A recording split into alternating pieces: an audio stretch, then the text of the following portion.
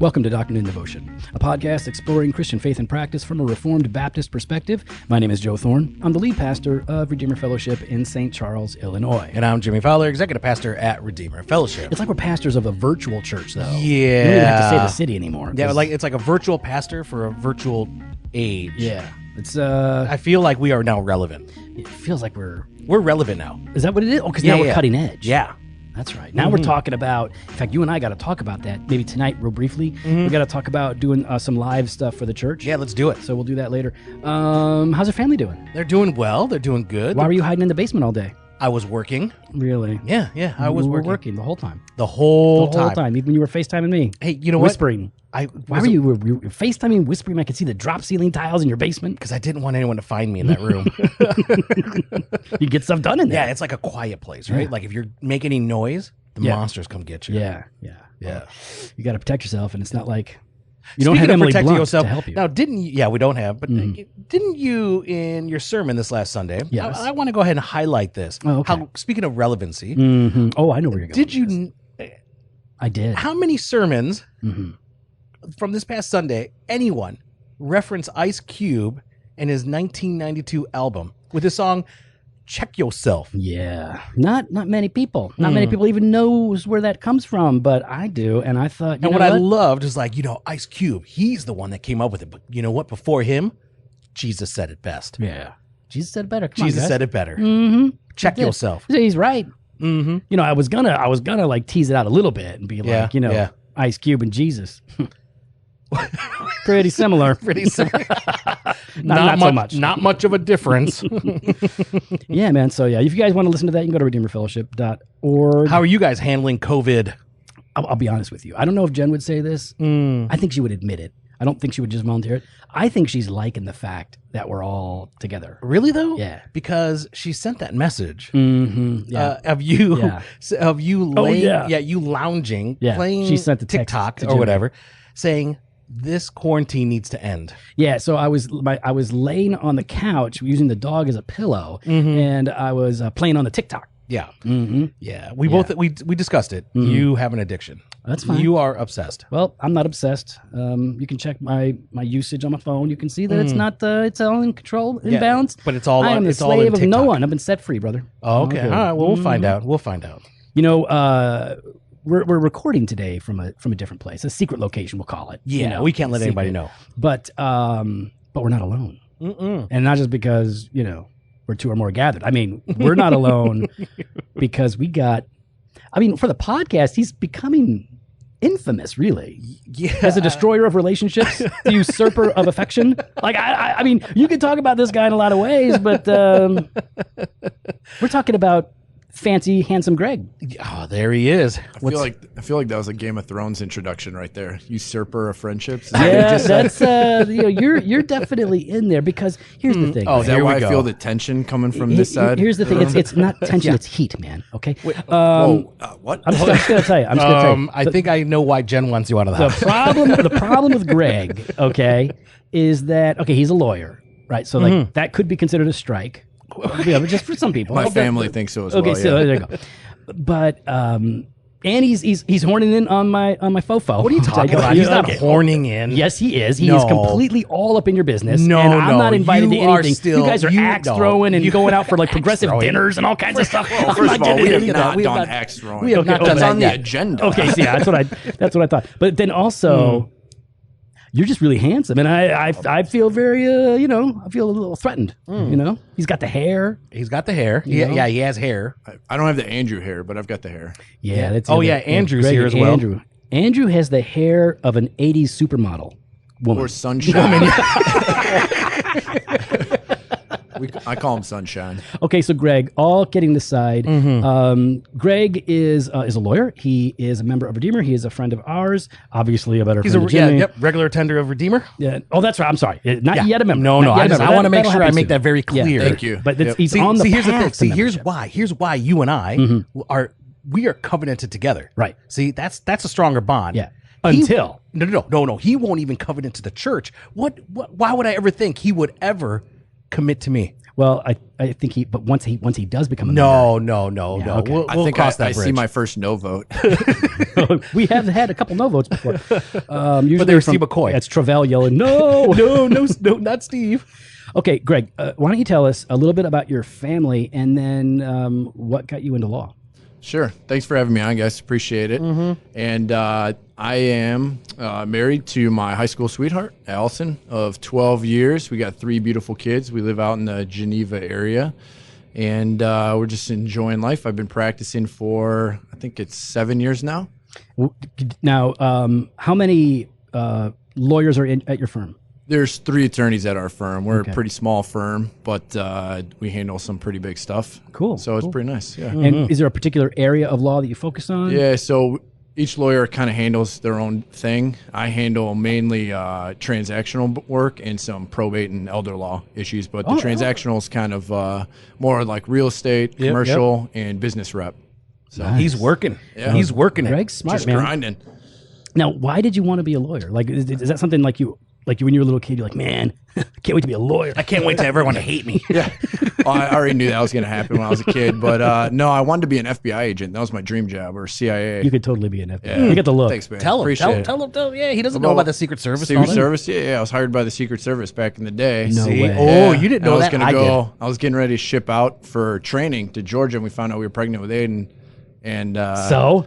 yeah, I said, all right. What does I that said, have to I'll do go with to- anything? You'll be a secret agent. Yeah, No, secret fam- agent. I was like, all right. He's got I'll go to law family. school. He wants to be there for his I guess wife. secret agents can't have families? No, they can't. No, you can't. They actually were going to meet with my wife and sit her down and say, hey, look, when he gets to DC, he's going to be working 100 hours, and the divorce rate's like 80% for first year. Yeah, Secret Service yeah. It agent. wasn't Secret Agent, Secret So, Service. I want to make Secret sure. Service. No, that's but clear. But I would Secret become a agent is secret cooler. agent. Yeah. Listen, that makes you the man. Like that you made See? that call. That's right. To become family man. That's why I got a lot of respect for him. Yeah. So like when his wife says, "Hey, I want you to care for us and to give up certain things for Right. for what's best for the family," good. he does that. Yeah. Yeah. Yeah, Whether so- it's cigars. I give Whether- up every. She is. Hold she's on. not Are as you big back? as Are you us. back to your one a day? I would walk the wild for my wife. Okay. Are You you know what I'm are you saying. are you back to one? Yeah. One a day. One at a time. All right. So, Greg, we wanted One at a time. well, I want to be a glutton. So hold on. Where'd you go? Yeah. So you studied law. Mm-hmm. Where'd you study law? Oh, the infamous university at Liberty University. Mm. School of Law. we might come I actually back to loved that. my time there. No, I'm sure everybody, was a great time. Everybody that I know loved their time there, unless they were beat up by the administration. So, anyways, That happened. That happened though too. Oh yeah, I'm sure. It was it did. still fun. I know some great people who've come out of Liberty, like some really solid Yeah, people. yeah. So yeah, that's you know. Just not here. No, even here, thanks. I'm gonna Oh, put Greg in that okay. Oh, category. okay. He was gonna be a secret agent. Yeah. Like, that's that's a big deal. Secret It's Service. the same thing. All right. It's Well, secret. It is the secret. It is the Well, same thing. speaking of And secrets, aren't they Joe, agents? they- So they is a secret agent. All right, That's what I would say. So, Joe, speaking of secrets, because secrets Are no fun. are no fun. Secrets hurt Killed someone. Oh, okay. Oh, see, thank you, Greg. I have Greg no idea understood what it. That's we're talking why about we're going to be talking about non-disclosure agreements. Oh, that's a good transition. Yeah. Secrets. Secrets. Okay, yeah, I didn't see that coming. So yeah, NDAs. We want to talk about NDAs. The reason we want to talk about NDAs is because they have been, especially in the last year or two, they've gotten a lot of attention among evangelicals because of their use in churches and in Christian ministries and organizations. So we wanted to start. We wanted to have you on because we like you, your friend, and we knew it would be fun. But this is an easy one for us to bring you in on because you know this stuff. You've worked on NDAs, of course, with organizations and probably even absolutely. churches, right? A few churches, yeah. So why don't we start at the very beginning? What is an NDA and what are they generally used for? So, great question. Non-disclosures are pretty much what they stand for, right? It's a contractual agreement between an entity or two parties to not disclose certain acts or actions of individuals. It's mainly used for settlement purposes, and there's some pretty famous non-disclosures out there in the news in the last couple of years. Like? Trump and Stormy.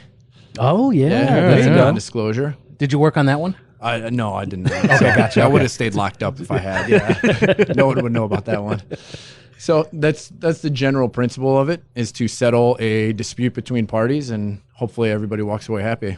Now, in the reading that I've done, it looks like that originally NDAs emerged out of like the tech industry, trade secrets. Like they would hire somebody and say, you're going to have to sign this NDA so that you don't disclose our secrets. Yeah, like typically in my field, in your field, for my employees, not only with my employees, but potential customers, we sign mutual NDAs so that whatever they share, I'm not allowed to share or disclose to the public or use to my benefit in the same way they can't do the same.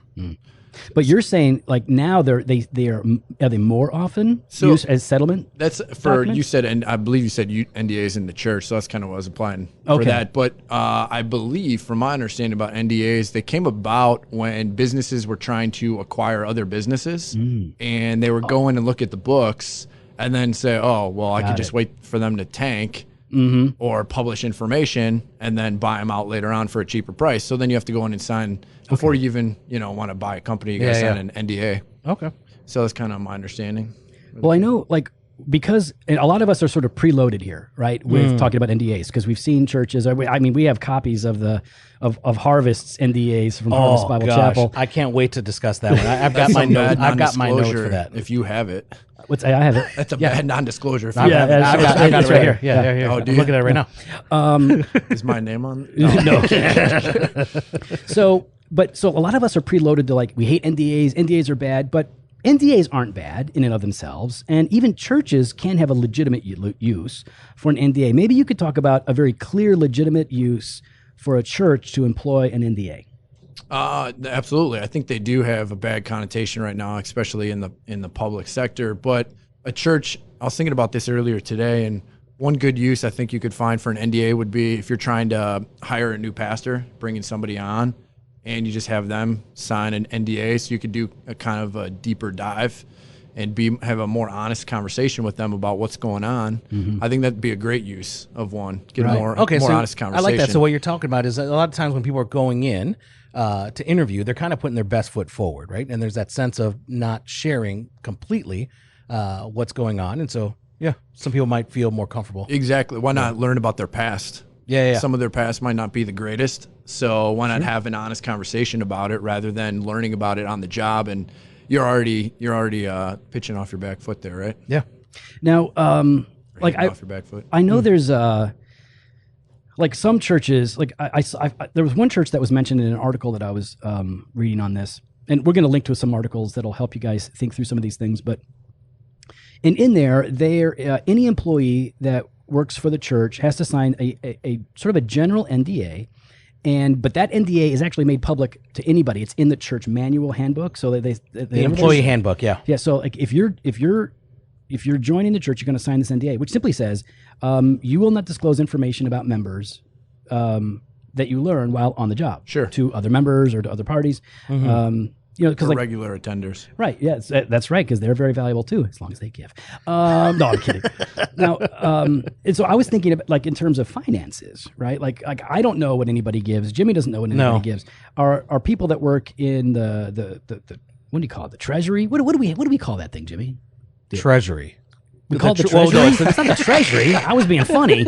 You're backing it. What do we call that? The finance team? Yeah, the finance team. Yeah, the treasurer. So the treasurer and the people that work there, they might actually they do a good job of not paying attention to names and all that stuff. But so that would be a good thing for them. Not that we need. Hopefully, you wouldn't have to say this, but that's not a bad policy to have, right? There's nothing wrong. I don't think there's anything wrong with that. No, you're not going to disclose this information to anybody. No, I think that's wise. I mean, we've had interns in our office and have them sign NDAs just because you're going to hear confidential information that shouldn't be generally known to the public. And why not keep even more of a grasp on everybody? Yeah. And just be upfront about it. Yeah, just be upfront. They might have the promise that they're not going to repeat information, but why not have that documentation as well? That's what I would expect a lawyer to say. That's exactly. Yeah, he's covering his bases there. Yeah, absolutely. Belt and suspenders.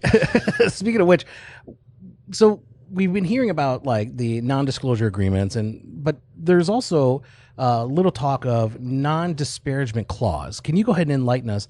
What is a non-disparagement clause? Yeah, a non-disparagement clause generally associated with settlement agreements and NDAs just generally states that you're not going to disparage the other party outside to the general public. You're not going to go on Facebook and post slanderous comments or even discuss what transpired that caused an NDA to be signed.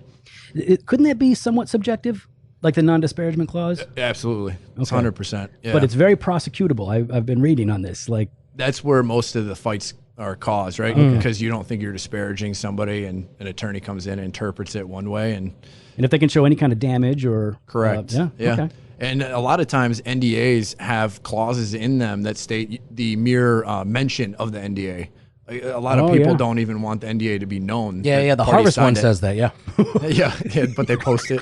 Yeah, they didn't post it. Somebody shared it. Yeah, the mere acknowledgement of the NDA is a violation of it, and there's probably a liquidated damages clause in there for $20,000 per occurrence or something. No, they don't have that, but it's more about being able to get fired, lose your severance package, things like that. Okay.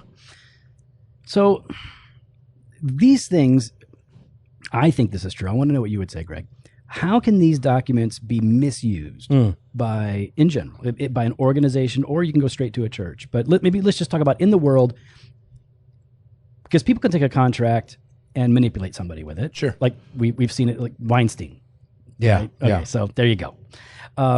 How can these documents be misused so that you're using them for selfish gain while oppressing another person? Can you think of any examples or ways in which that would make sense? Well, whenever you have a position of authority to hold somebody subservient to you, you're going to have an abuse of power, right?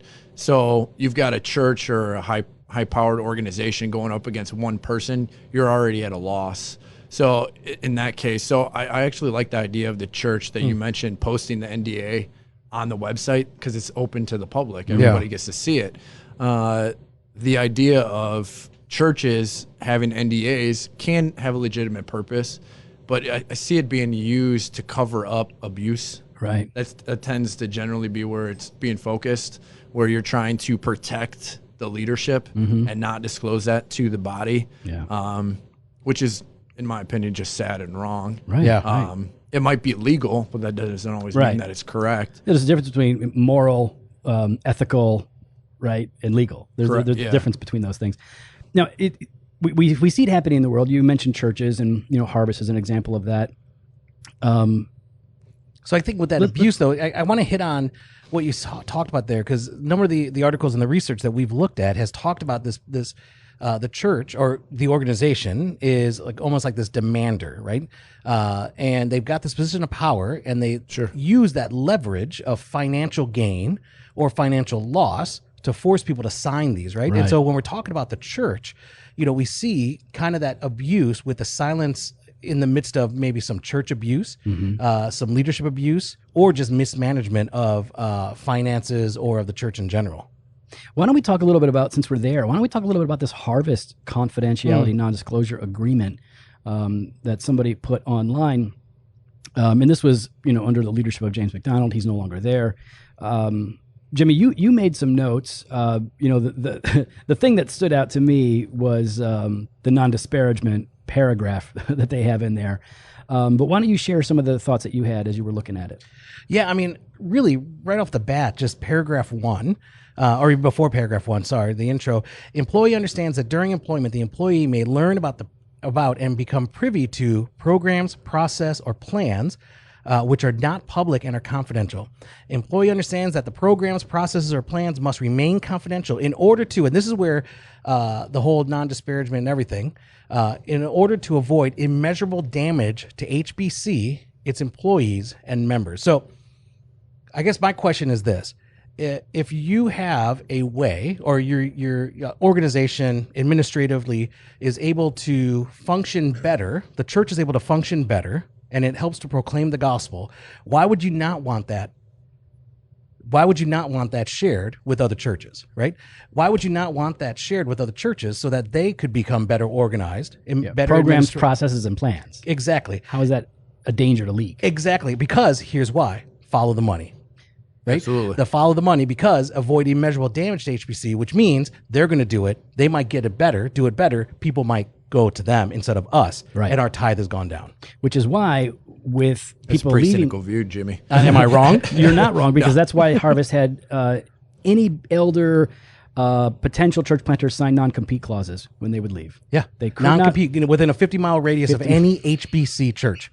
Wow. Church serious? Yeah, no, yeah, we're serious. Here, next paragraph. In consideration of employee being a member of the joint leadership team and participating in the exclusive opportunities at events only accessible to joint leadership team members and employees' employment by HBC and the compensation received by employee from HBC, the parties agreed to the following. So here's the payoff, right?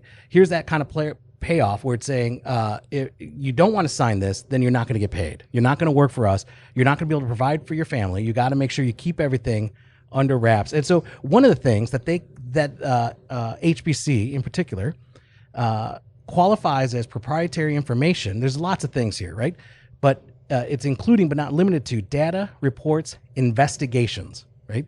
So any sort of investigation that happens within the church, whether it be an abuse of power, whether it be an abuse of a minor, whether it's abuse of any sort, is covered under proprietary information. Now, do you think, though, that every investigation that happens should be public? Yes. Really? Yeah, absolutely. Absolutely. Especially when you're talking about, like, okay, how about this? Give me an example of what you're thinking should not be public. Okay, so a member comes to the elder team and says, I think Jimmy and Joe are using church money to fund their amazing podcast. Okay. So that's never happened. No. But if somebody were to make that kind of an accusation, the elders would look at that. Yeah. And get back to them. Should that necessarily be a public discussion at that point? Keyword is necessarily. Necessarily? I don't think. See, that's a hard one. Because, well, not. I don't think. No. Walk it back, Jimmy. No, I'm not going to walk it back. I actually think back. it should be. I think that if there's an accusation against the leadership team that the elders have found to be false, I would rather them say that there was an accusation that's been investigated. Well, they say they investigate it. They go back to that one individual and say, we've investigated, you're wrong. And they go, oh, okay, my bad, I'm sorry. So you're saying you don't think that is necessary to be brought before the body? Not necessarily. Could be. It would depend on what's going on and the nature of it. I'm open to it. I don't think it should be. Maybe that's it. I'm definitely not against it. I'd rather it be out there so that people would not think, why would they not share that? Here's the problem with that, though, is if you don't bring it to the general public or the membership body and something happens down the line and this investigation was known to the elder board and it comes out later, people are going to be like, why didn't you bring that forward?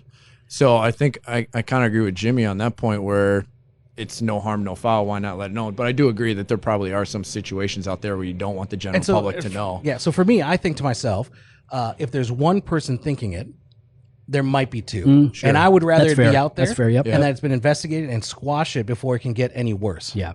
So I think we ought to have the freedom to do that. But maybe I still think there's probably going to be a situation where somebody brings something up and they're have an accusatory tone and once it's addressed, they're like, I'm so sorry, I was wrong. And to bring it up beyond that bringing up the investigation itself could put them in a bad light, even though they're repentant. And then perhaps you could just address the issue publicly without bringing up the investigation. And I think that's fair. I think there's wisdom in it. What I don't like is what we've seen with these churches where everything is being suppressed because the building or the church or the tithe and our reputation is much more important than the clarity, giving clarity to the church to know that it's being managed well. We're just big on transparency. Like we don't want to hide things. And part of it's because part of it's because of how we're wired. We would rather things be out there because we don't like getting caught with our pants down. It's embarrassing. Yeah. You're right. It could mess things up. I'd rather just everybody know what's going on. But also because we have seen churches blow it so bad and people get hurt. So we're sensitive to it in that as well. Here, I want to ask Greg this question. If you look under confidentiality, so employee agrees at all times during the terms of their employment with HBC and after termination of employment to maintain proprietary information in strict confidence and not to disclose any proprietary information. Employee will not disclose this agreement to any newspaper or other media representative, other employer, other company. And then there's the exceptions, the typical exceptions. Now, in my experience, and so this is where I'm looking towards Greg on this, my experience has been it's not perpetual. A non-disclosure agreement is not perpetual. A non-disclosure agreement is typically after a certain amount of time. So like and this is, again, in my field, it's after 3 years after 3 years of we've ceased doing business together, right? Sure. After that, hey, everything's fair there at that point, right? Or if it's already been out in public sphere, it's no longer confidential because it's known. Yeah. So is this something where the church has taken the NDA further than most businesses would? Yeah, that's a great point. I think so. The fact of the matter is, if you've got something that is in perpetuity, now I haven't looked at that agreement, but I'm assuming based on the contract, or maybe not, that it's for the life of the employment, right? But or that employees. No. And after termination of employment, to maintain proprietary information in strict confidence and not to disclose. The whole question with that is, what are they hiding? I mean, to be honest. So what are they afraid of? They've got a confidential agreement that they're trying to, that they don't even want the public to be aware of. I mean, the public, the main question is, what are they hiding? What Right? process, what program I know. At Redeemer or any healthy church would we be saying, like, don't tell anybody? Don't tell anybody. Don't let them know what we're Oh, doing. we're going to get that money. Well, to me, it's just my cynical nature. It's a pretext, right? They want to be able to say, because they don't want to put in there any traumatic experience that a member. They want to be able to say, hey, this bad thing, our elder was accused of X, and you signed that non-disclosure, even though it's not covered in the progress plan or whatever the heck they've got in there. They want to be able to threaten somebody, because a lot of people that work for churches are lay people. They're not skilled in legalese and everything like that. So they're going to be afraid of what they signed. They know they signed an NDA. Everybody knows they signed an agreement where they can't talk, but they're not always sure what it covers. See, and that's just it. At least some of the research has been individuals saying, well, I didn't realize I signed an NDA. Right. I just signed the employee handbook. But they also just didn't read the whole employee handbook. You know how it is, right? Oh, yeah. Like in our field, people don't read. No one reads stuff. I read it. You read it. We know. And I read it. Joe, I read that stuff. But you know what I mean, right? Like it people don't. You know? Yeah. No, I had a client one time with another big church in the area. She was raising some issues at the church at the time, and the elder board was getting ready to investigate, and they wanted her to sign a non-disclosure. And thankfully, she didn't sign anything like that. But it's just, to me, it's just used for intimidation, and people don't really realize what they're signing. Yeah. And she was wise enough not to do that. So everything else, though, on here really has to do with like non-disparaging. Employee further agrees that the employee shall not directly or indirectly interfere with, attempt to interfere with, take any actions or any communications calculated or likely to have the effect of undermining or disparaging upon HBC reputation, its pastors, directors, staff, or members. A lot of that stuff. Anything negative. And you can say stuff negative about regular attenders in there, apparently. But and neither can your wife. Your spouse can't either. If your spouse does it, you are now responsible for it. That's what that document says? Yes. Well, that's not a contractual agreement then, so that's completely invalid. That doesn't even make any sense. I love having But that's what it says on Yeah. here.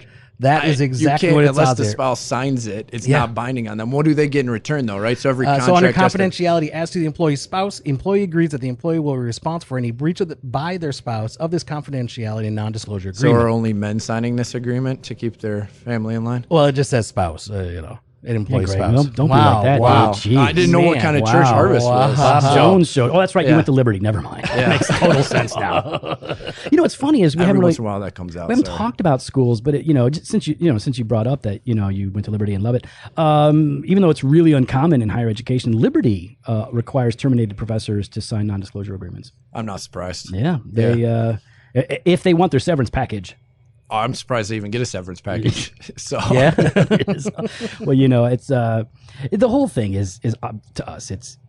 There is such an abuse, the ugliness of the abuse, the misuse of NDAs, because obviously having an employee sign an NDA about sharing personal information or finances of members and all that all makes sense. Yeah. But there are people in our context who have advocated for NDAs.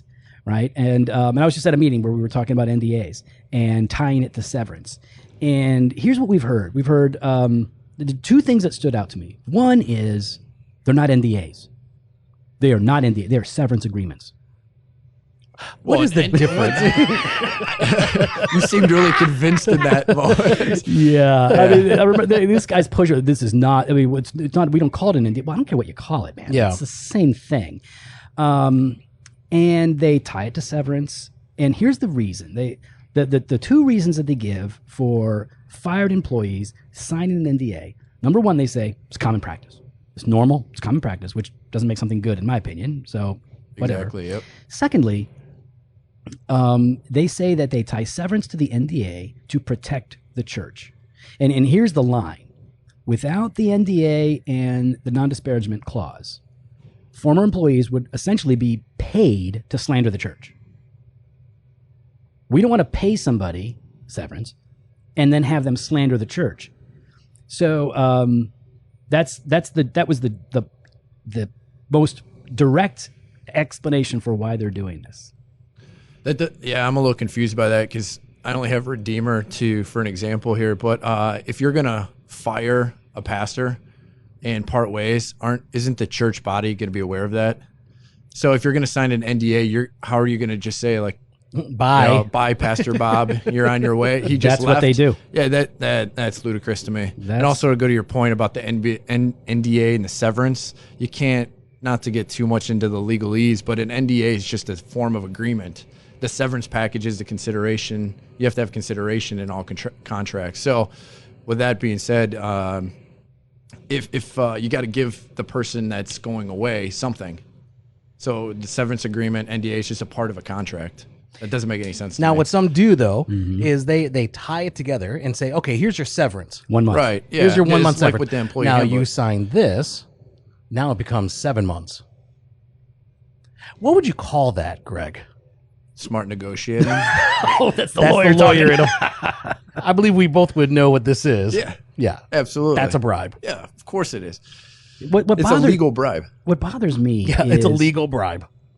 Okay, so if somebody deserves severance, then they should get severance. If they're the kind of person that's just going to slander you, how do they deserve severance? Give them the bare minimum and let them go. I'm confused about this idea. Like, well, I'm just paying somebody to slander the church, and then why are you giving them severance at all? Yeah. I mean, other than Aren't you paying them not to slander the church? Isn't that what you're trying to do? Well, that's what they would say. Yes, I mean but because they're going to say they're unbalanced and. Well, whenever you part ways with any kind of employee, it's generally, and severance is involved, it's generally not on amicable terms. So I understand that the churches or organizations want to mitigate their damage, but at the same time, if you're trying to be transparent to the body, everyone's going to know already that Pastor so-and-so, something's going on. Everybody knows. Something ain't right. Yeah. Right. So to me, I understand you want to be, and if you came to me and asked me, I'd advise a certain way. But at the end of the day, everybody's going to find out. If you're trying to keep somebody from slandering, I understand that too. Yeah. So what do we have to do to get rid of a certain staff member and get them to be quiet? Somebody with a thick head of hair. Thick head of hair. You just give them so much work that they quit on their own. Oh. That's how you get rid of people. Oh. I didn't say that. You can edit that part out. But We don't edit It's in there. Unfortunately, Oh, dang it. no, That's my little secret. That's how you get rid of people. So you've said it, Greg. We've said it. Our concern with the NDAs and the NDCs is that they can be used to pressure victims into silence. Absolutely. Yeah, absolutely. We're against this. We're supposed to be standing up for victims, defending people. I mean, the whole 9th commandment is not bearing false witness, but defending people when they need it. So that's one of our main concerns here. And this whole idea, like, well, our church is going to end it. Like this. Okay, welcome to the past 2,000 years of church life. Yeah. Churches get slandered. That's why people say bad things. People have been saying bad things about it. They used to say that the Christian church in the first century was a bunch of immoral Baby eaters. atheistic baby eaters who had all kinds of incest. Yeah. Because we had love feasts, we called them, which was a fellowship meal in the Lord's Supper. Eat my flesh, drink my blood. Yep. It was. I mean, they said all kinds of things, but you can just start to look at slandering in the church, right? Like 2 Timothy chapter 3 verses 1 through 5 says this. But understand this, that in the last days there will come times of difficulty, for people will be lovers of self, lovers of money, proud, arrogant, abusive, disobedient to their parents, ungrateful, unholy, heartless, unappeasable, slanderous, without self-control, brutal, not loving good, treacherous, reckless, swollen with conceit, lovers of, this sounds like some famous pastors actually at this point, lovers of pleasure rather than lovers of God, having the appearance of godliness but denying its power. Avoid such people. These people, right, they are going to be treacherous. They will say ungodly things about us. That's to be expected. It doesn't mean it's okay. It doesn't mean we just turn a blind eye, but we shouldn't be surprised that the church is going to frequently suffer slander. That's right. And because we know that it's going to happen, because we know that we don't need to be caught off guard, we should be prepared and know that we are to respond in godliness, right? Right. 1 Corinthians 4:11-13. To the present hour, we hunger and thirst. We are poorly dressed and buffeted and homeless, and we labor working with our own hands. And then here we go. When reviled, we bless. Say what? Yeah. When persecuted, we endure. Just hit back. Oh, we endure. back. Okay. When slandered, we entreat. Slam. Oh, shoot. We have become and are still, like the scum of the world, the refuse of all things. So we shouldn't be surprised about this. We should not overreact, and we should respond in godliness. We should respond in grace, in charity. We should respond in a way that honors our Lord and Savior. Don't be surprised that people and groups will call you the scum of the world. Doesn't mean it's okay. You're suffering for righteousness. Hopefully you're suffering for righteousness' sake. So then, Joe, like when we're talking about like not being, we shouldn't be afraid, or we shouldn't be caught off guard that this happens, and that when it does happen, we should respond in godliness. Does that then mean to just take it, to not defend ourselves, to just, you know what, let's just be silent about it, and maybe it's just going to go away? No. On the one hand, I would say that Christians and leaders in particular, pastors, will oftentimes have to suffer abuse and slander. I mean, I've been in that situation where people said horrible, untrue things about me and my wife when we were at a little church in Kentucky. Not in Louisville. It was way outside of Louisville. I was pastoring a church there, and some of the members First Baptist. Well, there's pretty much a First Baptist church everywhere. I know. That's why I had to pick like the most. Yeah, but you're not wrong. Oh, I'll tell you that. Well, my bad, bro. My bad. So this, but like, and so we just had to learn, like, we have to suffer well, find our identity in Christ, do the right thing. However, when we are publicly accused and slandered, I do think we have, and Jimmy and I, we've talked about this, that we should defend our innocence. If we're innocent, publicly, go ahead and do it. Paul does this. You just read the book of Acts, Acts 22, Acts 24, Acts 26. Paul is publicly defending himself against all kinds of slanderous accusations. And he does it in the epistles too. Yeah. 2 Corinthians 10, 1:18, right? There's a small group, but loud group in Corinth that was coming at him. 2 Corinthians 11, 1-15. Again, this accusation, he was receiving these accusations from false apostles. Right. And so he didn't just take it on the chin. He goes, no, these people are lying. You guys know me. You've seen what I do. I've been transparent before you. So I just need to address the problem. You ministered alongside me. Right, yeah. You so know me. Got nothing to hide. Yep. And Paul was one of those guys that would say, you want to know what I make? I'll tell you what I make. You know, he's like, I personally, I don't take anything from the church. I support myself. Well, that's not totally. He took some things from the church for ministry causes, but in general, his salary he earned on his own by making tents. So, defend yourself if you're innocent. Defend yourself publicly. Don't be afraid to do that. But let's just say some of our people are in a church. They're in a situation, and the church leadership wants you to sign an NDA. What do we say? Well, I guess consultant attorney. Yeah. You know, I mean, actually, I'm talking to Greg.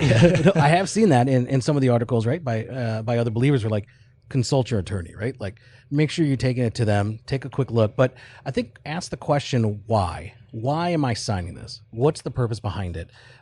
And really, ultimately, you want to be asking the question: does my silence protect the people, or would it hurt the people, right? Yeah, does it protect the right people, like in the sense, like, is it protecting the congregation, or is it protecting the leadership of the church to allow them to kind of, if potentially, I'll say potentially, run roughshod over, the church? Now, here's the problem: if it's wrong to sign it, like, and Pastor Brian is talked about this a lot with us. Pastor Brian, he does our branding and a lot of our problem solving. He's a great pastor. Fantastic. Great counsel. Now, we really can't talk a lot about it. We signed an NDA. Yeah, we can't say too much about Brian. But I will tell you what he makes every day. I'll go ahead, because we talk about it all the time. Our disagreements with him, we can't talk about that. We can't talk about that, but we can tell what he makes. Oh, zero. He makes zero. He makes zero. He puts in tons of hours and he makes nothing. Now, Brian is sensitive to this issue. Brian would say, listen, if it's wrong for you to sign the NDA and NDC, if you really think it's wrong to sign it, if it goes against your conscience and they're dangling money in front of you, then it's wrong to sign it. Don't sign it. Just get out of there and take the hit. And I think there's a sense in which, yes, we have to resist the temptation to be bought by money, of course. But so now here's where I've been slapped on the wrist. Yeah. Right. Having this kind of thought is I'm in a position where I'm in a fortunate position where I can go ahead and refuse to sign the NDA, not take the money, and still do well. Because Jimmy has invested in gold. Jimmy, now's the time, guys. Now's the time. You guys listen to Ben Shapiro? Those ads about investing in gold and silver, precious metals. So like I am in that position, right? And so it's hard for me to really. It's hard for me to really come down on people that are looking to.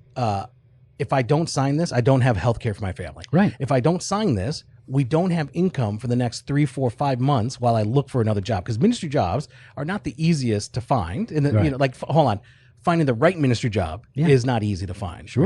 Right? And so it's difficult for people. Right? I guess I want to say we're not coming down hard on you and saying, how dare you? You might have other reasons for it. You got to be we have to be understanding, right? People are being put in a bad situation. Some people are being put in a bad situation by bad leaders. And the pressure is incredible. And if it's, okay, well, I'm not going to say anything, even though what this church is doing is immoral. I'm not going to say anything because I have to provide for my family.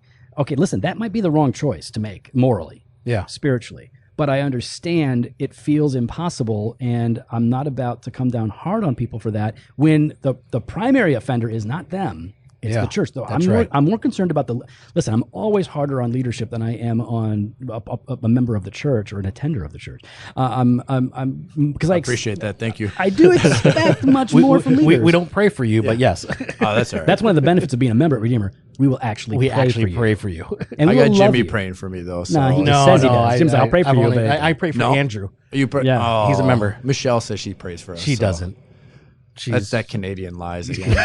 She's so nice, she can't say she won't pray. She can't say she won't. Dang it. Got played again. She just prays that you'll join. That's all she prays. All their problems will go away, Lord. So look, we don't, it's complicated. Yeah, the NDAs are complicated. It's law, and law is I wouldn't pretend to understand law. I've read, 5 articles on it. I've listened to a podcast. So I don't know much, but I do know that there are situations in which churches or organizations or leaders are abusing NDAs by suppressing or oppressing victims of that have been wronged. Absolutely. And we're very much against that. So I get it. Some churches say it's normal. We've always had non-disclosures agreements for every pastor who is let go. If it involves non-disparagement clauses and all that, I just have to ask, why? What are you really afraid of? Listen, I'll tell you right now. If I got fired from Redeemer, when I get fired from Redeemer for smoking the rock, Jimmy. For whatever I'm doing, right? Smoking the rock, rock. So you get the rock, cocaine, crack cocaine. Oh, okay, gotcha. Get that rock going. All right. I don't know. Jimmy's virgin years he's not familiar with that. So if you went to like an extreme example. Oh, I'm sorry. For what would I get? No, you know what? I don't want to go to something more realistic. What would be real? So like, well, okay, for drunkenness. How about that?